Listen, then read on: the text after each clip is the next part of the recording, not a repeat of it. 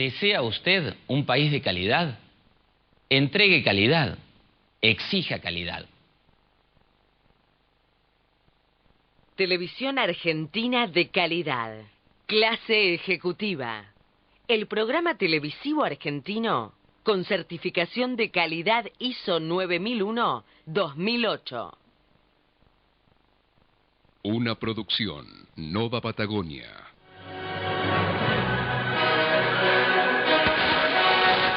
Buenas noches, bienvenidos a Clase Ejecutiva. Sin duda el estrés hace o puede hacer estragos, justamente. Nadie sabe bien cómo es este asunto para poder dominarlo. Evidentemente se dice que es el mal de nuestra época.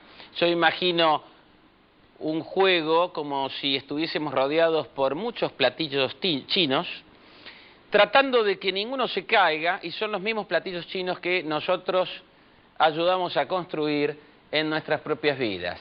Pero más allá de estas figuraciones, vamos a hablar con un especialista para que nos explique cómo podemos hacer frente y cómo podemos administrar el estrés. Después de los títulos de Clase Ejecutiva.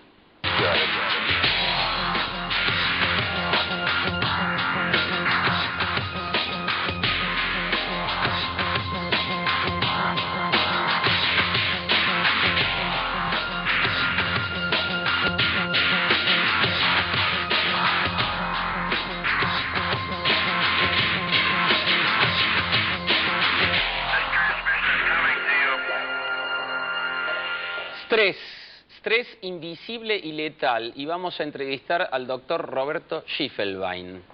Roberto, bienvenido a Clase Ejecutiva, gracias por venir. Muy amable por invitarme. Roberto, invisible y letal, vos sos neurólogo, recibido en la UBA, estás en el Departamento de Neurociencias del Hospital Alemán, especializado en medicina interna y neurología, y también en problemas cognitivos o cuestiones cognitivas. Yo digo, esta sociedad que a veces es un tanto estridente y chillona, es complicado mantener con una percusión constante sobre los 5 sentidos, es complicado mantenerse en el centro, sobre todo para aquellos que toman grandes decisiones. ¿Es así? Sí, bueno, de hecho últimamente se ha descrito un síndrome, un conjunto de síntomas, una presentación clínica que es bastante reciente, del 98, que es el síndrome de ansiedad por disrupción. Disrupción. Y la disrupción es justamente lo que estás calificando de chillón, de que entra dentro de un sistema. Nosotros somos un sistema abierto, pero en un equilibrio dinámico. Cuando ese equilibrio se rompe por un estresor, por un elemento que quiebra esa tranquilidad, entonces inmediatamente se ponen en marcha una serie de mecanismos como adaptativos para volver a estar en equilibrio ese sistema, lo que se llama homeostasis. Ya lo habíamos visto muchas veces en el secundario, cuando hablábamos de los animales que trataban de equilibrar su medio interno. Lo que pasa es que el ser humano no es solamente un medio interno, sino que está muy influenciado por todo su entorno. Claro. Y todas estas cuestiones llevan todo un estresor agudo, estas catástrofes tanto naturales que pueden pasar o sociales tan terribles como no solamente materializadas, sino sentidas por las personas. La inseguridad, el terrorismo, en algún momento, como había hecho una hecatombe en Estados Unidos después del 11 de septiembre, todo eso crea en el ser humano un desbalance en el cual ya empieza a perder la seguridad que le dan las instituciones. Lo introduce en un medio de inseguridad y desconfianza que hace que cambie todas las reglas de juego. Y ese cambio de reglas de juego, cuando es abrupto, puede llevar a la inmovilización, porque verdaderamente el ser humano en ese momento no sabe cómo debe... ¿Cómo adaptarse? Exactamente, hacer las nuevas conexiones. Roberto, ¿es una cuestión entonces el estrés que tiene que ver con ese proceso de autoorganización, es decir, de adaptación? Totalmente. ¿A estímulos? Totalmente. De hecho, la palabra misma, estrés, no es ni mala ni buena. Cuando fue primeramente, la traducción exacta es tensión. Claro, Todos tensión, vivimos en inglés, tensión. en un cierto grado de tensión para poder manejarnos. Un cierto grado de atención, de estar despiertos, de esperar, de prevenir y de organizar, de prever. Esa tensión es normal. Hasta para cerrar los ojos se requiere tensión. Hasta para eso también. Claro, claro. El tema es que hay un eustrés, un estrés bueno, un estrés verdadero, como lo decía Celí ya en sus trabajos, que es cuando existe una tensión moderada hacia una situación que nos es gratificante, que es buscada y que es controlable. El problema nace cuando, y esto lo vemos en estas superestructuras que son las organizaciones modernas, las poblaciones, las ciudades, cómo se están conformando los estados, en el cual el ser humano empieza a no poder predecir lo que va a decir, lo que va a pasar, lo cual le produce un cierto desaliento tratando de adaptarse y no puede él controlar. Fíjate vos, cuando se ha comprobado que una persona cuando va a chocar, puede haber un chofer y un acompañante. Sí. En el momento en que va a chocar, las máximas hormonas de estrés, llamémoslo así por el momento, aparecen en el acompañante. Ajá. Porque el que está al volante todavía puede hacer algo y está al control. Y en ese momento toda su atención se focaliza a cambiar la situación. El que está de acompañante está pasivo. Claro. Esa pasividad aumenta la sensación de estrés. Y en nuestras sociedades el ser humano muchas veces es manejado por las circunstancias. Y encima en situaciones que no son deseables ni buscadas. Y eso aumenta el distrés, que es el estrés malo. Ese es el nocivo. Yo, antes de preguntarte qué hace el estrés nocivo, qué efectos tiene sobre el ser humano, te quiero preguntar un poquito más sobre si el entorno...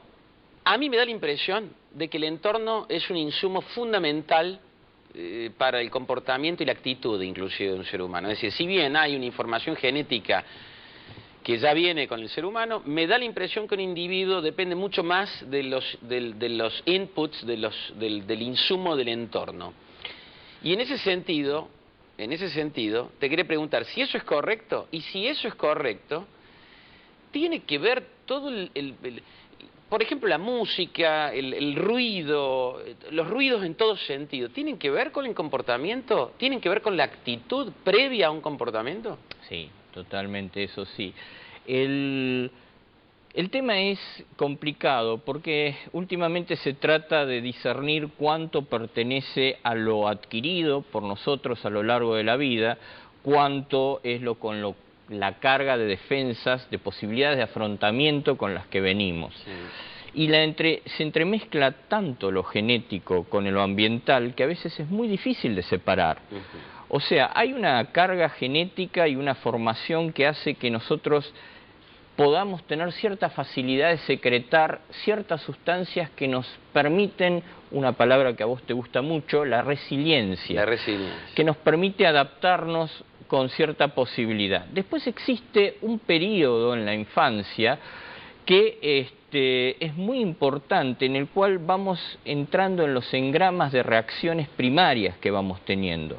Y a eso se agrega después la sociabilización y toda nuestra biografía. Claro. Todo eso hace un combo, como se dice hoy en día, que verdaderamente es muy difícil.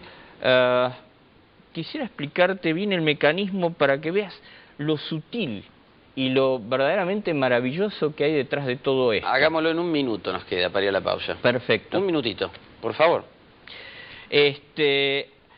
Cuando se dispara la reacción de estrés es una reacción generalizada, global, y que en realidad los dos participantes importantes son los organizadores del organismo, el sistema nervioso central y el sistema endocrino. Sí.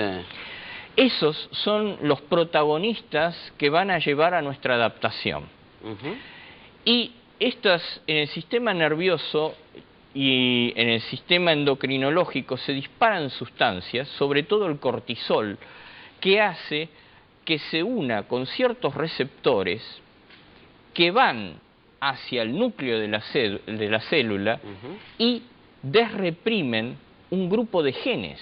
Y ahí nuevamente aparece lo genético. Ahí aparece la genética también, de vuelta. Lo genético. Entonces, depende la cantidad de cortisol, la cantidad de receptores elaborados previamente, tu experiencia previa, como esa unión entre el receptor y cortisol llegado al núcleo promueve la formación de ciertas sustancias. Claro, y todo eso, ¿cómo interactúa con lo que ya traías de fábrica? Hay una cuestión que te quiero preguntar, respóndemela por favor después de la pausa.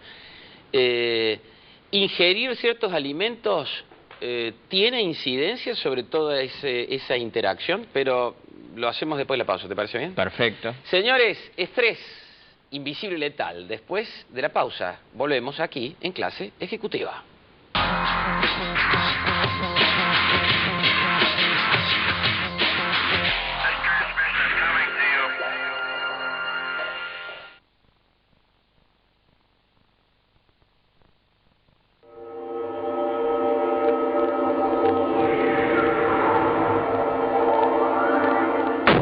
Agrofarma, el laboratorio transnacional de origen argentino, líder en salud, performance y productividad animal.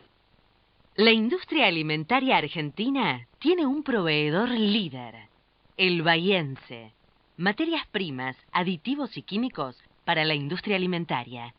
www.elbahiense.com.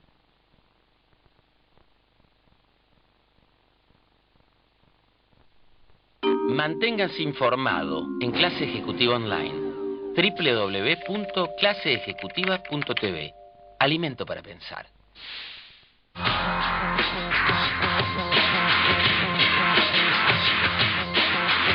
Sí, señores, ¿quién no se ha sentido estresado, salvo yo y algunos otros? Porque después de todo no somos tan inferiores al resto de los animales, ¿no? A pesar de todo, doctor. Eso es. Y Roberto, decíamos, el cortisol es como está en la punta de una serie de reacciones en cadena respecto al estrés, ¿no? Hablando de estrés. Ingerir ciertos alimentos, más bien que otros, ¿tiene entonces alguna implicancia en nuestra síntesis de cortisol? Absolutamente todo lo que nosotros tomamos del ambiente tiene una incidencia sobre ese equilibrio que hablamos recién. Así, ciertas bebidas estimulantes, café, hay ciertas bebidas energizantes que están en el mercado, hay ciertos incluso conservantes que está demostrado, estimulan o favorecen el aumento de sustancias como la noradrenalina o promueven la aparición de dopamina en nuestro cerebro y también de cortisol. Y eso cambia nuestra forma incluso de elaborar toda nuestra síntesis químicas internas. Es decir, nuestra respuesta en definitiva. Exacto. Incluso te digo más, todo el alimento no solo tiene que ver qué es lo que comemos, sino cómo lo comemos. Es decir, es diferente aquel que para el mediodía se toma sus 20 minutos, sale de su trabajo, va a una plaza o a un lugar o en su propio trabajo cambia la situación ambiental hacia otro sector y come despacio con una conversación amable o simplemente escuchando una música tranquila, que aquel que está en medio de los papeles, comiendo un sándwich, contestando el teléfono o pensando en los problemas que le pueda acaecer la tarde después de esa comida. Roberto, los decisores, en todo sentido, empresariales, familiares, sociales, políticos, todos los decisores están sometidos a un gran estrés, a mucha presión. Es decir, como que las solicitaciones que le llegan desde el entorno, a veces, la mayor parte de las veces, sobrepasan la capacidad natural de autoorganización y por lo tanto de respuesta a dichas solicitaciones. ¿Y eso qué efectos tiene, primero y principal? Claro, acá el problema es que los agentes, digamos, distresores pueden ser tanto por el efecto que ellos mismos hacen, como también por la cantidad. O sea, saturan los sistemas. Y eso puede hacer que nuestra atención se disperse y de esa manera sintamos una disminución en el rendimiento general nuestro. La gente que toma decisiones, las que están en las empresas, sobre todo en los ambientes que hoy en día se van armando, tienen fuertes presiones que tienen muchas veces que ver, como decíamos antes, por cuestiones que ellos no pueden controlar. Por ejemplo, factores externos de la empresa, que son los costos, que son la competitividad externa, que son el rendimiento que tienen que realizar, pero también la estructuración propia de las empresas hace que muchas veces estas personas sufran alteraciones que los lleva a una mala comprensión de su entorno. Te explico.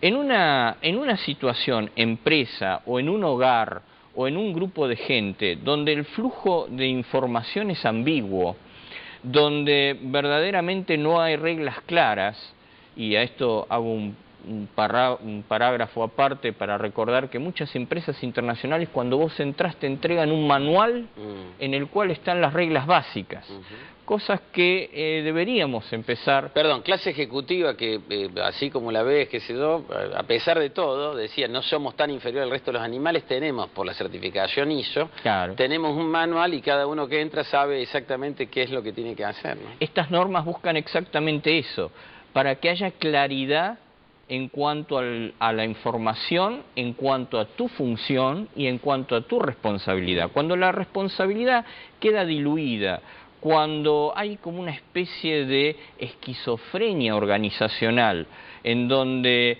el mensaje está calado, está dirigido por los resultados externos solamente, entonces la gente que tiene que tomar decisión se retrotrae y lo piensa dos veces y tarda en responder. Ese retardo es tomado por el entorno laboral como una cierta inseguridad. Claro, claro. Y eso produce también un ambiente de estrés. Claro. Incluso hay una idea, vos fíjate que nosotros lo vemos en las cátedras muchas veces en las facultades, que cada cátedra tiene su personalidad propia. Por supuesto. ¿Y quién da esa personalidad? El jefe de cátedra. Por supuesto, el titular. Ese es el que de alguna manera, si es muy organizado, si es desorganizado, es el que le da las pautas básicas de funcionamiento. Consecuencias del estrés malo, del estrés maula. Son terribles. Desde el punto de vista netamente orgánico, los más comunes de todos son las famosas cefaleas tensionales que llenan nuestros consultorios, las cervicalgias, las contracturas, a nivel digestivo las acidez, los problemas de movilización intestinal, ya sean más o en menos, taquicardias, problemas de presión, en la parte respiratoria hasta incluso personas con ataques de falta de aire, desencadenan ataques de asma, e incluso el estrés puede desencadenar problemas a nivel de humorales, o sea, a nivel renal, con disminución de la filtración renal, retención de electrolitos, aumento de presión. Y todo esto lleva a enfermedades orgánicas que después el clínico tiene que volverse loco porque él ataca la causa, la presentación, perdón, pero la causa queda un poco atrás. Desde el punto de vista psicológico hay todo un espectro, ya no son enfermedades que por cierto las hay descriptas pero determinadas, sino que se forma todo un espectro en donde la ansiedad es uno de los factores más importantes, sobre todo en el estrés crónico, porque una cosa es un estresor que te actúa ahora y se va, y otra cosa es la exigencia continua al desequilibrio del organismo. ¿Te puede cambiar ahí a nivel de dendritas, es decir, toda la parte de conexión incidiendo en la corriente sináptica, el hecho de tener durante mucho tiempo una situación de estrés sostenido? Está totalmente comprobado de que sí. Tanto en las anatomías patológicas como en los estudios ahora de resonancia funcional y PET que se están haciendo, se notan fuertes cambios en toda la estructuración del cerebro, en todos los caminos que llevan. Es decir, ¿te termina cambiando? Nos tenemos que ir a una pausa. La pregunta es, ¿te termina cambiando materialmente el cerebro? Volviendo al tema de la liberación de ciertas sustancias genéticas, muchas de esas sustancias son neurotrofinas. Las neurotrofinas tienen como función básica mantener las uniones dendríticas, las conexiones de todo ese alambrado que tenemos, y aparte de eso, formar la posibilidad de nuevas uniones. Al disminuir eso, se despueblan las uniones. Nos vamos a una pausa y un poquito estresados. No, tómeselo con calma, ya volvemos aquí en Clase Ejecutiva.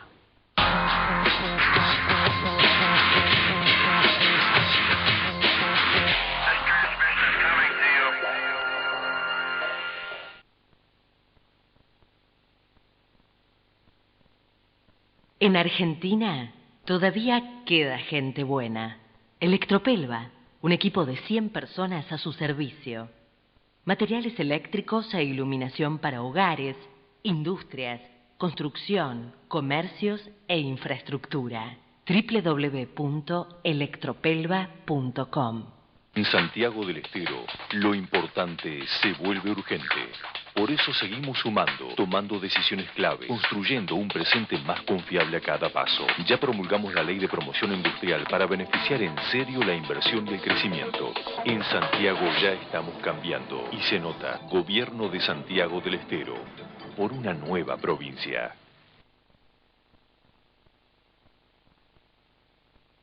Televisión argentina de calidad. Clase Ejecutiva. El programa televisivo argentino con certificación de calidad ISO 9001-2008.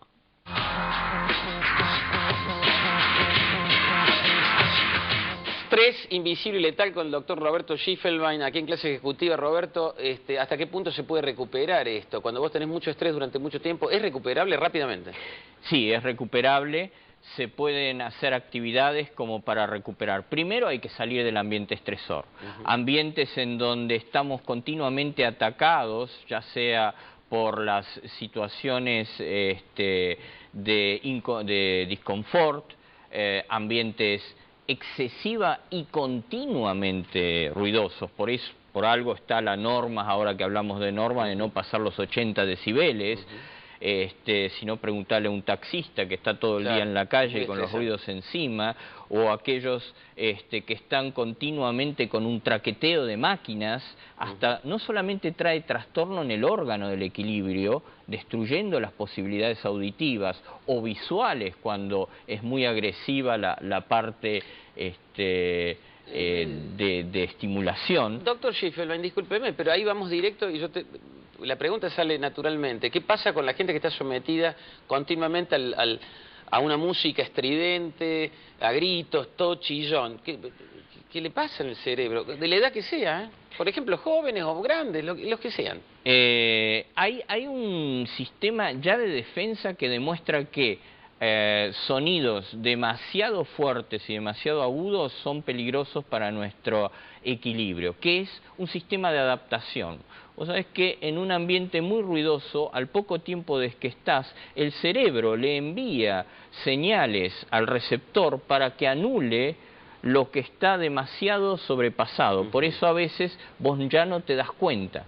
Sin embargo, cuando ese ruido se supera lo que se espera, ese continuo estimulación lleva a un aumento de la noradrenalina y con el cortisol del que hablamos, y el cortisol, por ejemplo, en estudiantes que ponen la música a todo lo que da, etcétera, está demostrado de que si bien aumenta el alerta, pero no es no el alerta focalizada. hacia un tema. Sí, una ansiedad general. Y hace una ansiedad general y aparte dificulta la consolidación de datos.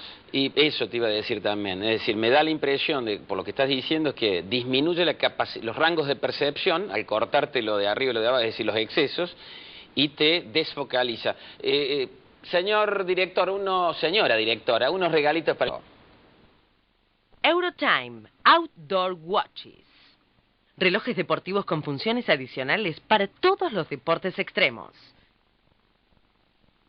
Agrofarma, el main sponsor de Clase Ejecutiva.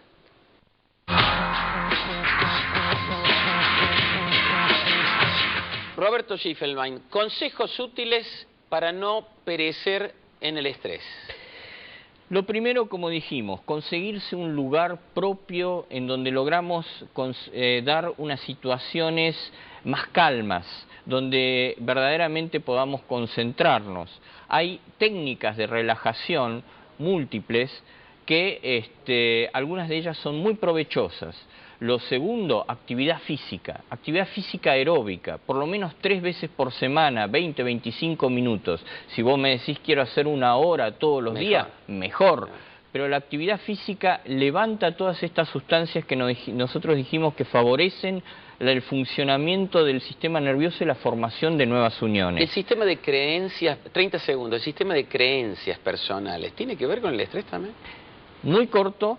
Los norteamericanos, que sabemos que son muy biologistas y muy estadistas, llegaron a la conclusión que aquellas personas que miran la vida con más optimismo y que en un problema lo encaran con una decisión de posibilidad de desdramatizar, resulta que no solamente, y acá se une con un gran tema de nuestros tiempos, no solamente mejora su capacidad de reacción, sino que además evita o disminuye la probabilidad de llegar a un Alzheimer.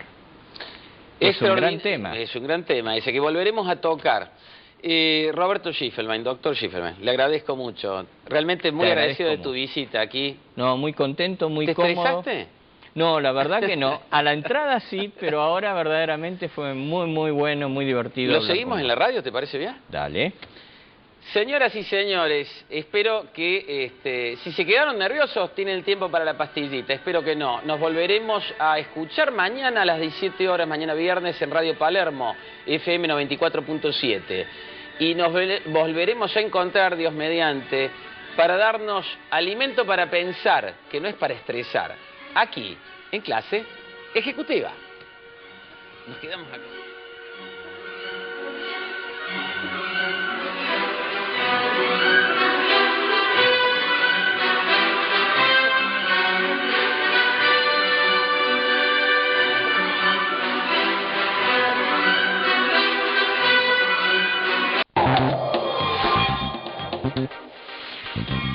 Thank you.